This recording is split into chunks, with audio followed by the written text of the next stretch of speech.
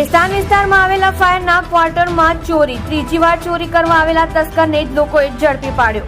ફાયરની T શર્ટમાં ચોરી કરતો હતો ચોર, ચોરને લોકો દ્વારા માર મારવામાં આવ્યો। પોલીસ આવે ત્યાં સુધી ચોરને દોરીથી થાંભલા સાથે બાંધ્યો। લોકોએ 100 નંબર પર કોલ કરીને ચોરને બેસ્તાન પોલીસને સોંપ્યો।